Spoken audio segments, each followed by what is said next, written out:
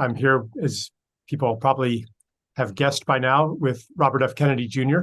There's nobody I'd rather talk to, Charles. You have one of the most interesting minds that I've ever encountered. It's really, really brilliant. And I love your books. And particularly, I think your climate book is probably the best book written on climate. And it's so nuanced and unusual and beautiful. But you and I also, we spoke, I think, about a year ago on my podcast. Yeah, I remember that podcast. If we really want to change things, we've got to step out of this conflict dynamic because it's a logjam. And Yeah. you have to figure out a different way to do it. And it's how a lot of the stuff you talk about, if you try to summarize it, it sounds almost corny or kind of fluffy, but actually it's quite practical as we're now figuring out. And it's being effective. People on both sides want to hear about solutions rather than just more tribalism. One of the points I make in the book is into why am I an environmentalist? It wasn't because I got scared. It wasn't because I calculated that bad things were going to happen to me or to us if we didn't do anything. What made me into an environmentalist was experiences of beauty, of love, of loss, of the things that I loved, of grief. When I was a kid, I remember I was standing with my father. We were holding hands even. I was little, and we were looking at a flock of birds, a big flock of birds. And that's when he told me about the passenger pigeons, whose flocks would go from horizon to horizon for hours and hours, darkening the sun, and that they're extinct. And that really hit home for me. I cried that night in bed. And I'm wondering if you have any experiences like that, because you're known first and foremost, or should be known first and foremost, for your lifelong environmental work. So is there an event like that made you into an environmentalist? I mean, I had the same thing that you did, where I heard about the passenger pigeons when I was young, and the dodo bird, and learned that the dodo bird, I knew that dinosaurs had gone extinct, but it was so disheartening to me and troubling to me that in the last 100 years that, the dodo bird had gone extinct. And I was like, how could people let that happen? It was something that I experienced as kind of a theft, an assault on our rights. And then there was a stream that when I was growing up, I was in McLean, Virginia, which at that time was a very rural community. It was kind of it was farm and horses, and, the shop at downtown was the saddle shop and the feed store. And, it was really a rural community, which is hard to imagine today because now it's just kind of a suburb of Tyson's Corners. It's, pavement stuck between Washington, D.C. and Tyson's Corners. I grew up in the 50s, and it was Eisenhower's highway program. And they built the first of these highways. It was called Dolly Madison, and it was, connecting to this web of interstates practically through our backyard, through a neighbor's yard. And that was a place where my brothers and I used to go every afternoon when we got off of school to catch salamanders and bullfrogs and green frogs and crayfish and mud puppies. And we would spend, particularly in the springtime, we would spend hour after hour in that stream and in the pond turning over rocks. And then, the bulldozers came one day and plowed it under. And I experienced that as this, momentous sense of loss.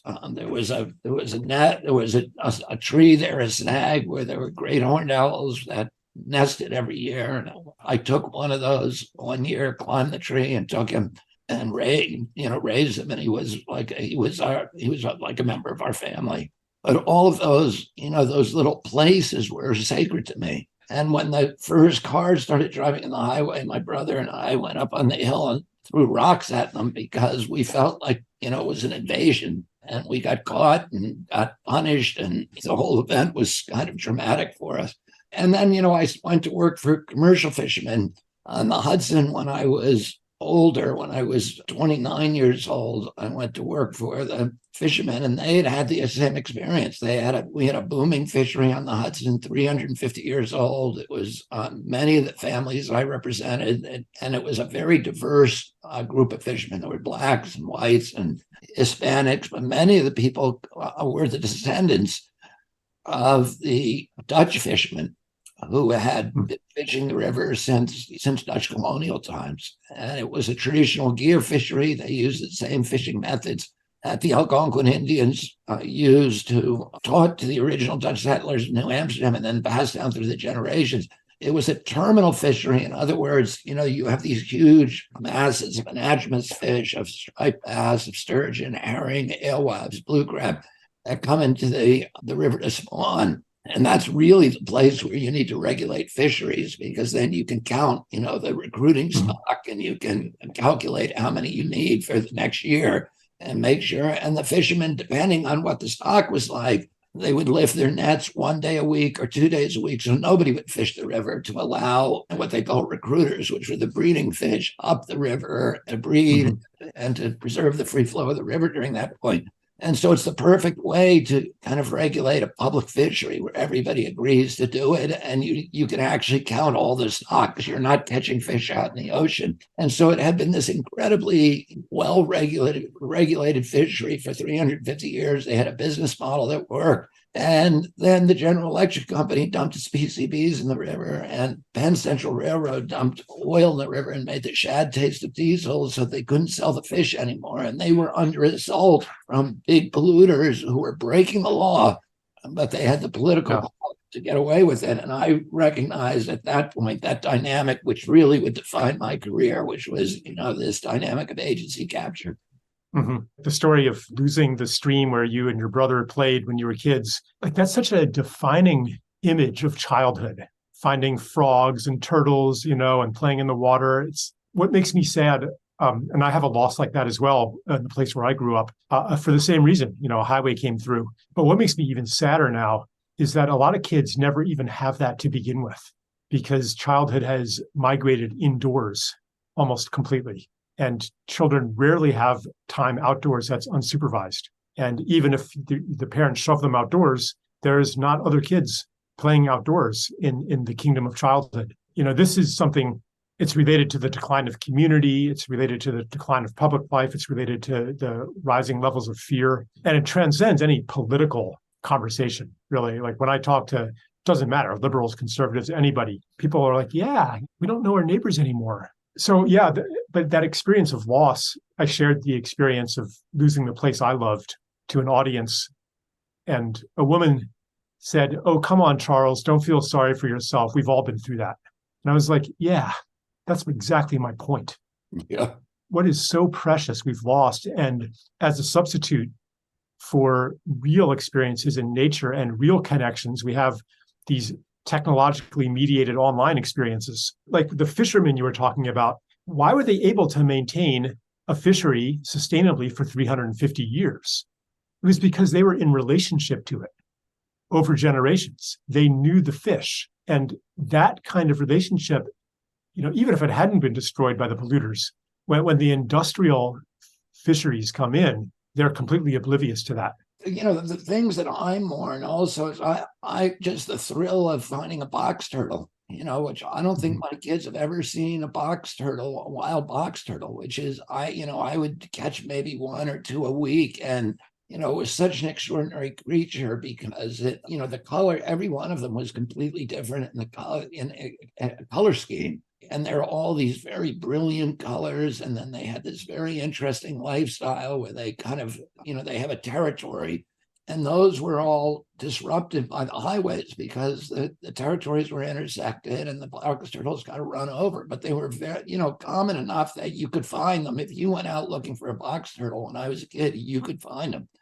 And then, I talked in my speech in Boston about what the puddles were like. You had these kind of intermittent ponds and streams where the, salamanders bred and the frogs bred. A frog and a salamander can't breed in a fish pond because the fish will eat the eggs and then they'll eat the tadpoles as soon as they're born. So the only place they can really flourish, they lay their eggs is in these intermittent streams that dry up during certain times of the year. And so they won't support fish populations. And so, those were sort of critical areas. And then we got big rain storms and thunderstorms in the springtime in Virginia. and the mud puddles would form on the road in the ditches and the rivets in the road. And those would be loaded with tadpoles and frogs' eggs, and they'd just be bubbling cauldron of life when I was a kid. And I loved that. I loved finding them, bringing them home, raising them in the aquariums till they turn into frogs and then releasing them. And my kids will never see that. They'll never see the explosions of color that I saw when I was a kid I walked into the garden and there were monarch butterflies and swallowtails and all these different species of butterflies. I could go out any day and with my butterfly net and catch butterflies. Today, you can't do that. You and I talked one time about the bug smears on the windshield. Driving in Virginia, particularly driving in the springtime, you had to periodically get out and scrape the bugs off the windshield and off the head of the car. You have to drive with your windshield wipers on sometimes. Yeah, and that's gone. People will say, well, who cares? It was just bugs. That's a good thing. But that's the whole foundation of life. They were the first ones to evolve, and all the other life depends on them.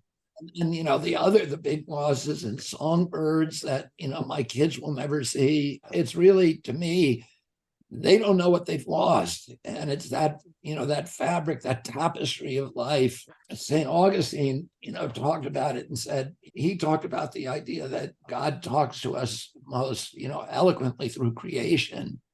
And that creation is like that every rock is a word, every brook and every leaf is a phrase or a lesson that God has for us. There's something that we can learn from just sitting and observing nature. That we can learn about our Creator.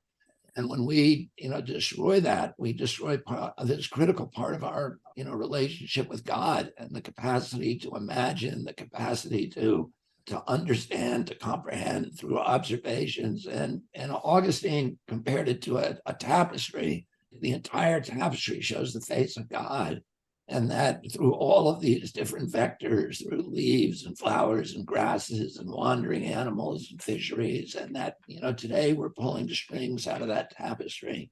And it's getting more and more ragged and bare and dull, and the colors are muted, and the stars are not even visible anymore. And that so no wonder we're attracted to the garish colors and fast moving images of the internet and entertainment media. So just to slightly change the subject, so you're so acutely aware of this loss, and then spent so many years basically fighting corporate polluters. And I wonder, so often loss and grief, when it's not fully processed, can turn into rage, can turn into blame.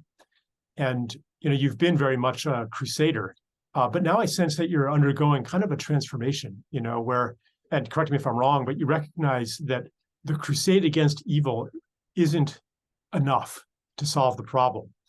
So maybe you can tell me a little bit about, or your theory, like, why do these corporate polluters, why do these government agencies, why are they committing so much evil? Is it because they're full of evil people? Like, what's the explanation? I think they're locked in a system that they can't get out of. And human beings have the capacity to blind themselves to the consequences of their actions if recognizing the consequences will affect their salaries. As I think it was H.L. Mencken or maybe Upton Sinclair, pointed out something to that effect, that you can't convince a man of a fact if the existence of that fact is going to affect his salary. And so people have a way of talking them into, of creating narratives that justify behaviors that are very, very destructive. And then they get locked, and then they're all locked in systems that incentivize, these quick returns from destroying things that nobody really wants to lose.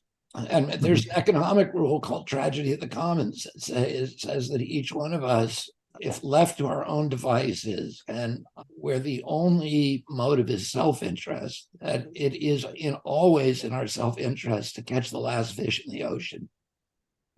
Even if that fish is, booming or bursting with eggs and able to perhaps to replenish the species, we still won't let them do it. We're going to eat that last fish because that's what self-interest says.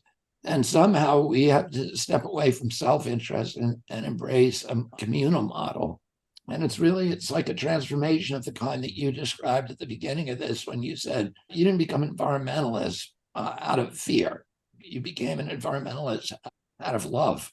It's interesting because I read Carl Jung's biography about a year ago, and he was the son of a preacher who was very brilliant and who was very accomplished. But his father had this very, sort of angry God, and he had the rhetoric down for conventional religion that was fear-driven, that was anger-driven, that was kind of this angry paternal model of God who was a punishing God and lecturing people about in his Sunday sermons about the fire and brimstone version of hell, and that's why people should behave because otherwise they were going to endure this nightmare for all of eternity. But Jung himself had these very authentic spiritual experiences from when he was a very young boy, like maybe 3 or 4 years old. He began having these very vivid dreams and these experiences of synchronicity that he interpreted it as God kind of intervening through the laws that he had set up, the natural laws to set up, that he was intervening and breaking those laws in order to kind of notify us as individuals that, I'm here and there's something higher than all of these natural laws that I've set up. And Jung had this very beautiful kind of love affair with God from when he was a little kid, which is an authentic spiritual experience. And his father died a very miserable, father in the end lost all of his faith and died this very kind of miserable death, an empty, one-dimensional twilight zone that he was living in that was sculpted by anger and fear. And Jung himself tried to get through to his father on multiple occasions, but his father just couldn't hear it. He was blind to it.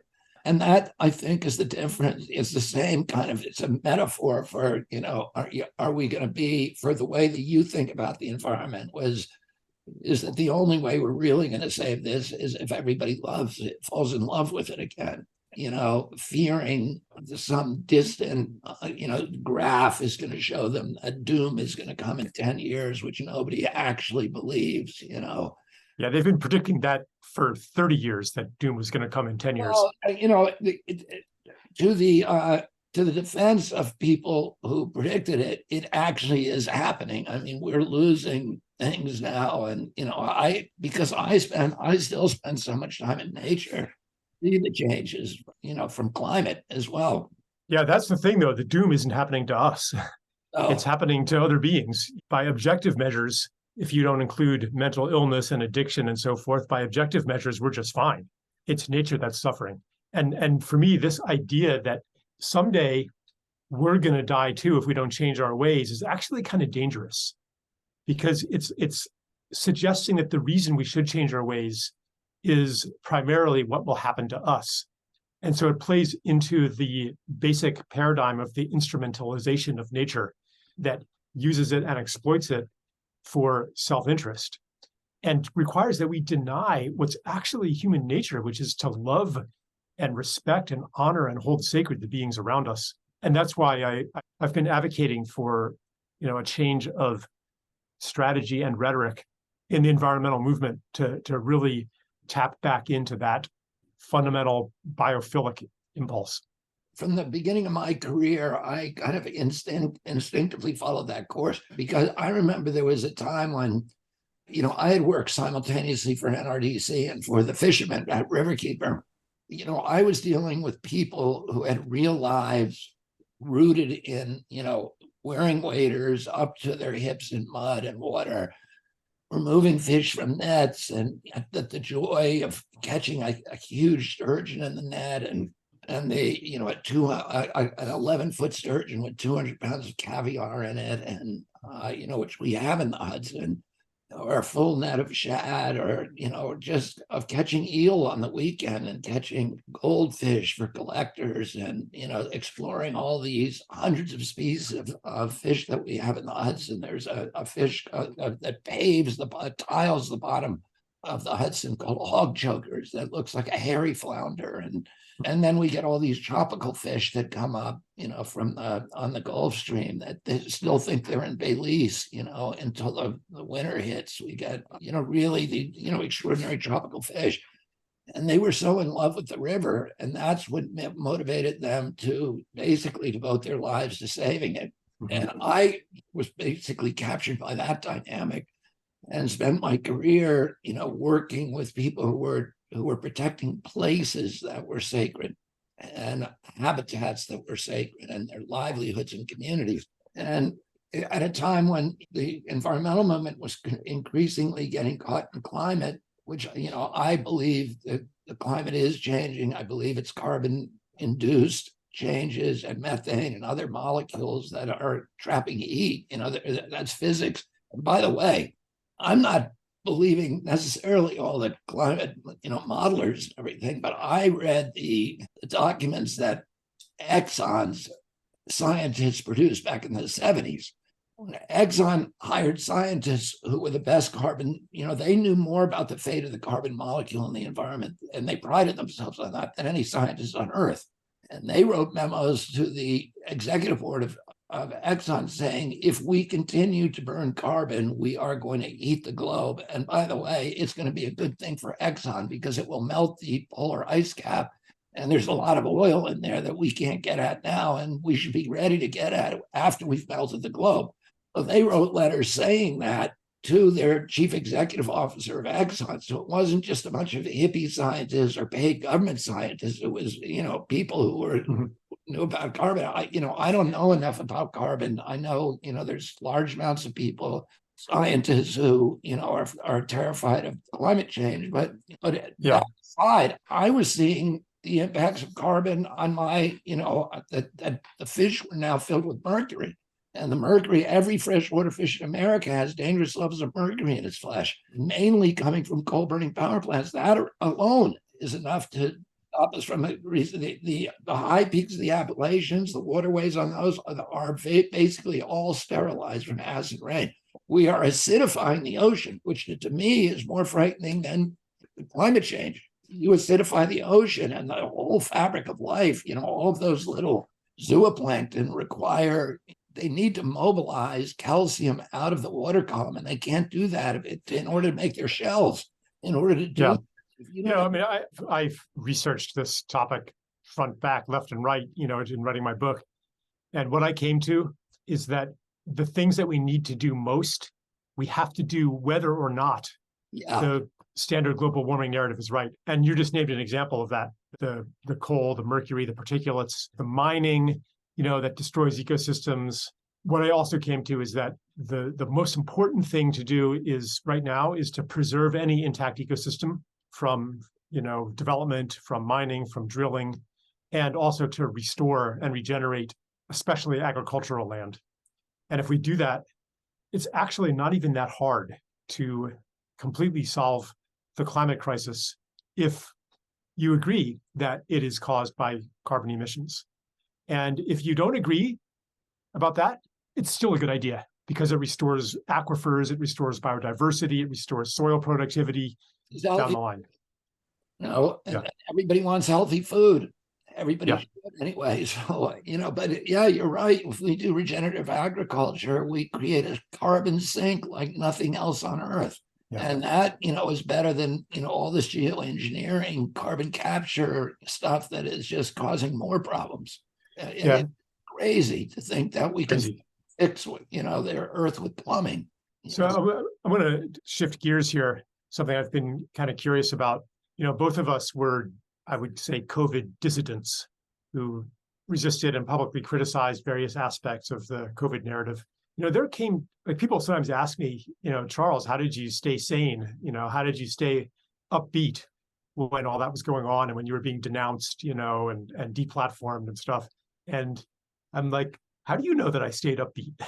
I've actually went through some periods of darkness, and even like a really deep kind of doubt where I had moments of, maybe the world isn't crazy. Maybe I'm crazy. Maybe society hasn't gone mad. Maybe this isn't a hysteria. maybe I've been wrong my entire life about everything I've written on. And I spent actually months, in some cases, not writing anything and really getting back in touch with what I knew directly, as opposed to, like you were saying before, people believe whatever story is convenient for them to believe, not only for their financial gain, but also to maintain the integrity of their worldview and their self-image. So I'm curious, I'd like to kind of ask you the question, like, how do you stay so positive and upbeat and energetic? And, because I experience you as like a rock solid leader, someone that I could lean on in those moments where I'm in doubt.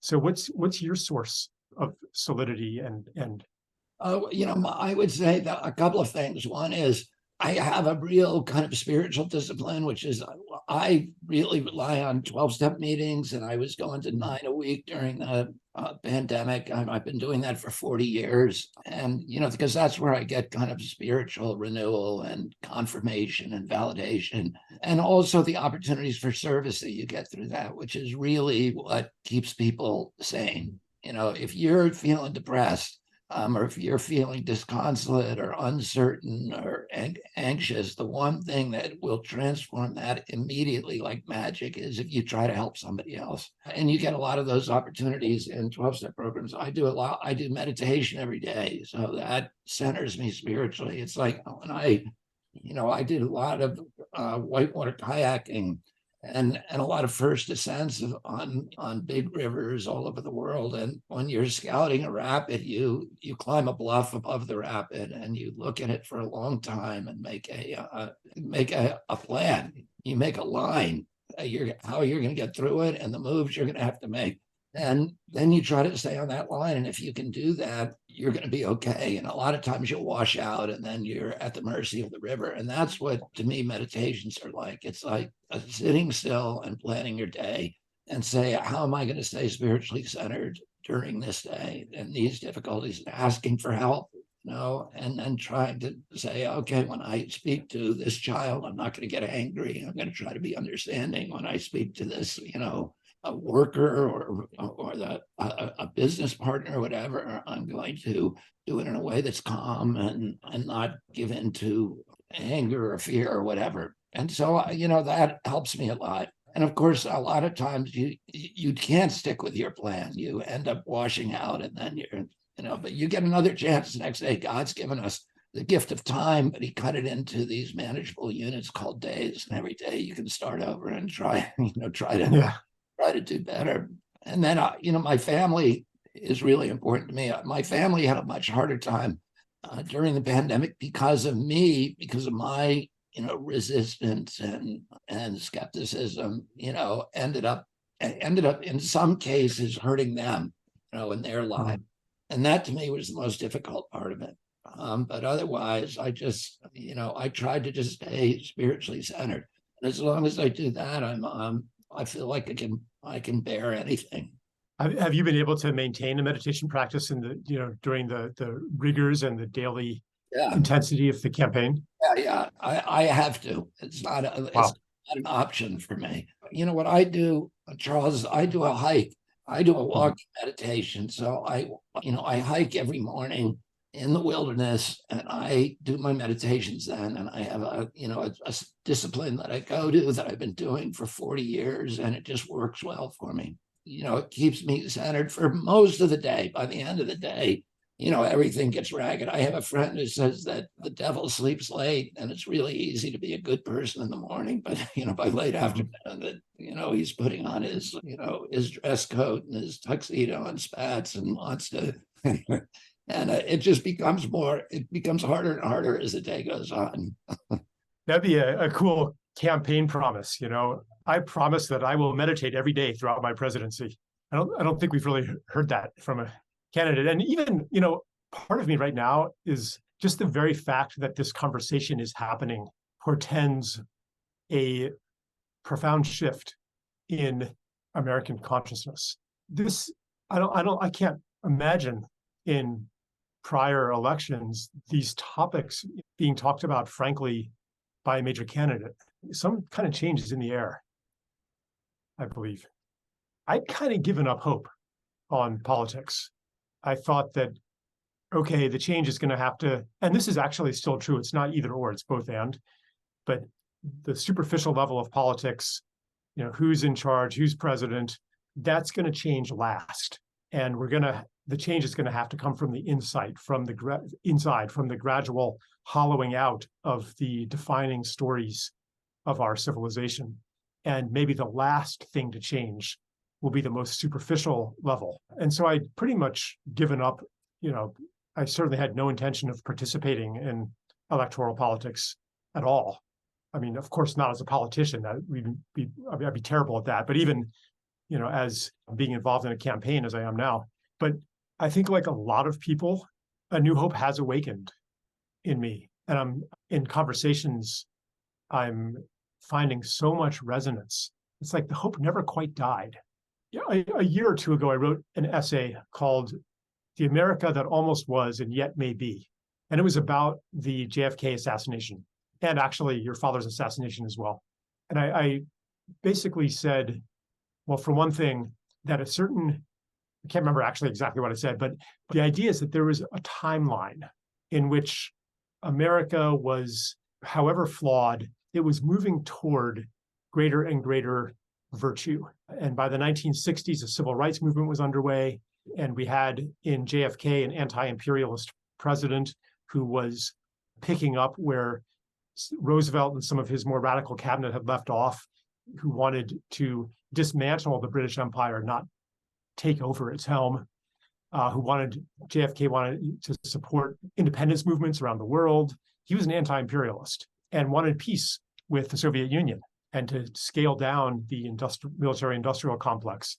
And imagine all of that wealth that hadn't been devoted toward war.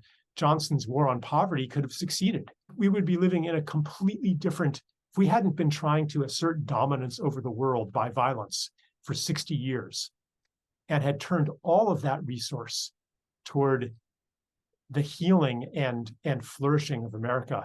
Imagine where we would be right now. And that timeline was cut short on November 22nd, 1963.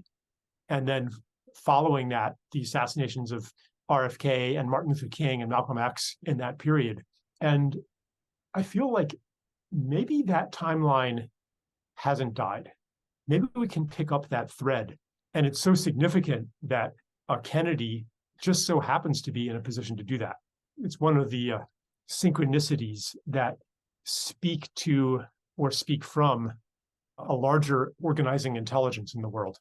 Yeah, the way that I look at that history is you had Eisenhower give that famous speech, which was the most, probably looking back at it now, it may be the most important speech in American history. There's probably 5 in that category that I would, point to. Winthrop's speech on the slip of the Arbella in 1608, in which he said, the city on the hill speech, and then the Gettysburg Address.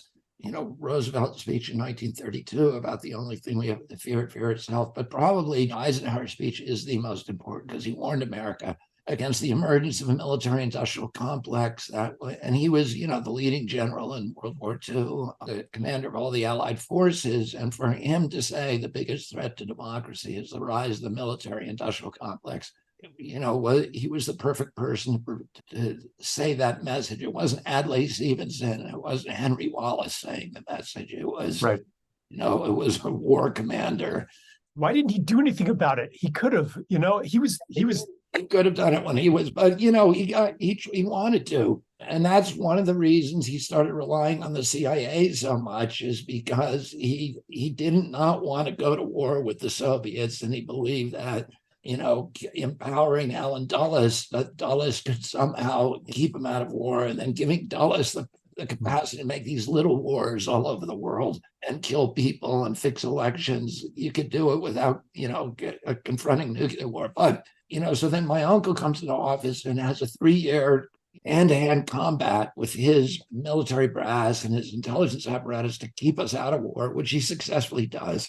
And my uncle, a week before he dies, signs a national security order ordering all 16,000 troops out of Vietnam. They're combat troops. He wouldn't put in the combat troops. They wanted him to put in 250,000.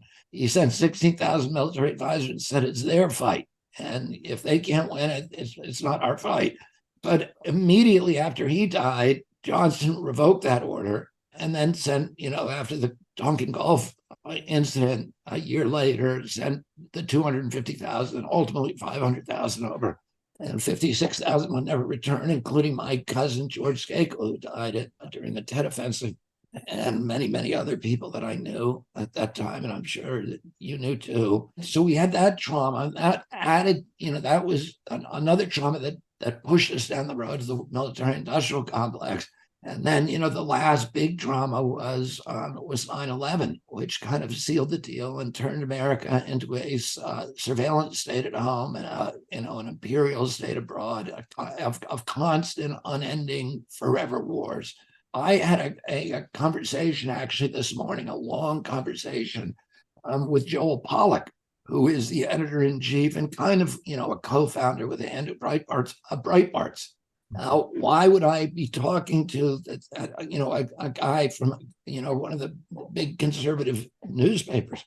But he was saying the same thing. He was saying that, that you just said, that we need to go back to that time when that fork in the road when John Kennedy was killed. And he said to me that Trump kept saying make America great again, and a lot of people thought, oh, he means go back to the 1950s and Jim Crow laws and all that. But most people, when they say make America great again, are really thinking of the time during the Kennedy administration, the time up to then, and that fork in the road that we took, when my uncle died. And then my father comes along and he runs against the military-industrial complex. That's his issue. He's running against the war, and then he gets killed. So that trauma, and then the trauma of Vietnam, then 9/11, pushed us down the road in that war. And what Pollock said to me, and I had this wonderful conversation with him where, we ended up figuring out the values that we really shared rather than the issues that keep us apart, the tribal issues, which,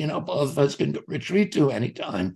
So we were really talking about what are the things we have in common? What are the things that we can build a common bridge for all Americans to cross these kind of tribal divides and become one people again? How do we do that? And that's what he said to me. He said, when he thinks of Make America Great, it's, going back to that time, to the time we took that fork down this bad road, down the road to imperium and national security state. Yeah, that's beautiful. And I know a lot of people resonate with that. So many people are sick of the vitriol, and the venom that characterizes, like, everything's people shouting at each other and trying to incite as much indignation and outrage as possible against the horrible people on the other side. And that's another reason why I've been so much attracted to this campaign, to your candidacy. Like, you're not doing that. And it's not out of some restraint. It's because that's not your truth. That kind of, let's vanquish the evil people and dance over their humiliated corpse, like, that's not what you're doing. Like, you really sincerely, every president gives lip service to it. I'm going to be the president of all the people, Republicans and Democrats. But I've seen you again and again actually put that into action. I mean, I think we're ready for it. I think people are so tired of the division, which has even penetrated to their families. I mean, are we really that different in our basic values? And if not, how have we been maneuvered into spending 99% of our energy fighting each other and almost 0% actually changing the disastrous course of our society? It feels almost orchestrated, all of this vitriol towards each other as part of what they used to call the Bourbon strategy, which was the strategy, they called it that during the Civil War in the South, that the elite class, which was called the Bourbons, which were like the Yankees of New England. They were the Bourbon, the aristocracy, kept the blacks and whites fighting each other and hating each other because it then allowed them to be manipulated, allowed the ruling class, the elite, to basically strip mine their wealth, their assets, their rights, and while they were distracted in the battle against each other. And I feel a lot of times like that's what we're living in that today, that all of these, like you say, the orchestrated anger and indignation that is just part of the daily, drill that CNN is telling us that we need to do that, and Fox News, that we need to hate the other side, and that the people who are getting the advantage of that are the advertisers and the upper elites. Is there any final thing you'd like to say before we? You put me on the spot. I mean, I've enjoyed the conversation, and I always love talking to you, Charles. Yeah, likewise. Thanks so much for taking the time. I'll be talking to you soon. Have a good day.